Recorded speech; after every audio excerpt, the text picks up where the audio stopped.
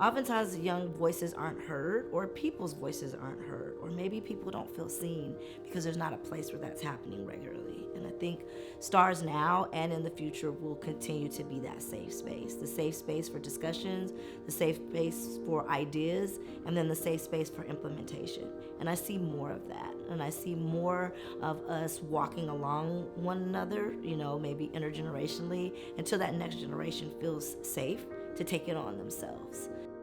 Really felt like stepping into adulthood, I think, for a lot of us. And we really felt, I think, the weight and severity of the privilege that we have of being here.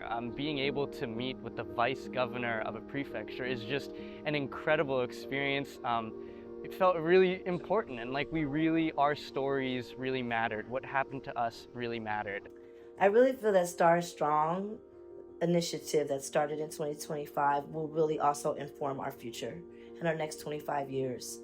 Really giving young people voice, those who have been impacted by the fires, but just those who are ready to step up to advocate.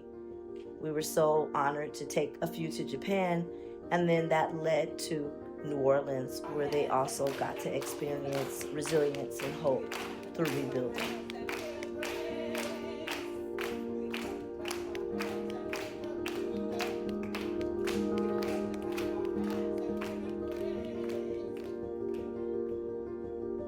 That Japan trip was curated not for Matu and I as chaperones. That's all we were chaperones. There were times where our insight was asked, but that entire experience was curated for students to learn from the adults who were students at their time that led their communities in long-term recovery when that earthquake and tsunami devastated Japan. Someone empowered me. Someone believed in my voice. My family and I were personally affected by the fires, and are currently displaced.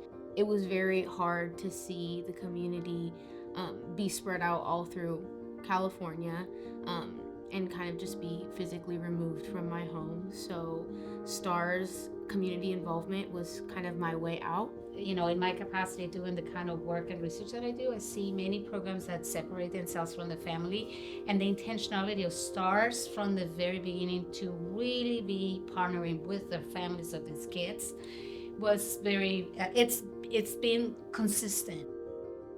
I see us reaching communities that we normally didn't reach in order to bring hope, in order to bring resources, in order to bring wellness to those communities. We're always trying to tailor to what the kids want to do, and a lot of them are interested in what do I do after high school, what kind of careers are out there, even scholarships. A lot of them are interested, and that's something we've been working with students on. So there's a lot of life skills they could learn, and even just stuff like their hobbies. A lot of them are interested in drawing, so we do workshops based on that, video games of course. I see STARS shining bright. I see STARS being that beacon of light, of hope, of love, and the extension of even God's hands to those who are in need. I have words for STARS. My words for STARS are, I think you're committed to this kind of work, not necessarily geographical boundaries of Pasadena, Altadena. I'm very excited about the work that's happening in Antelope Valley, especially because we come in contact with people who have been displaced from this area, either economically or because of fires, and that's an easy place for people to live. With emboldening the student trips, it's also a part of just our programming across all programs. We focus on the Search Institute's developmental experiences. It's really connected with the work that we do and why trips matter so much here at STARS, because it's a way to get a student outside of what they know currently.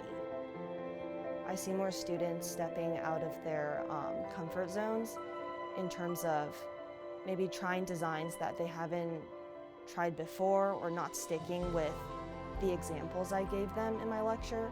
So I definitely see students being, I guess, more courageous in their learning.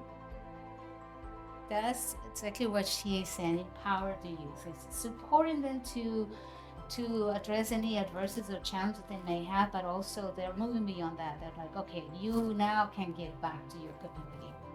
People have known each other and collaborated with each other. We have gone from a sundown town, a segregated town, to a collaborative city.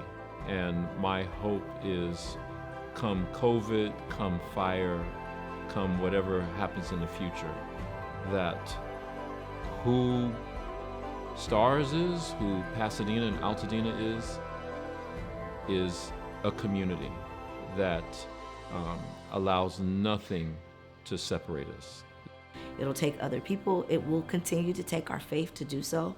But we're excited about what happens when people partner and people lean into a higher power and allow ourselves to dream beyond our wildest stars.